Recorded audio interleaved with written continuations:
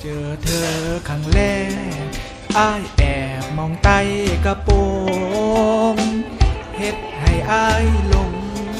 ฮักเจ้าตั้งแต่วันนั้นเลือกฟ้าลิขิตให้สองเฮานั้นได้เจอกันให้สองเฮานั้นกันแล้วก็จากลาเธอควงคนใหม่ขี่บิ๊กไบค์ราคาเป็นแสน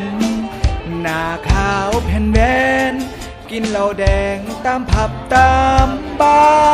ร์กลางวันกลางค่ำกลางคืนกลางดึกกลางคืนไปหันไปหนีไปพูนไปพี่ไปเจอคนดีคนนี้คนนั้นคนที่อายฝันที่อายฮักเบิดหั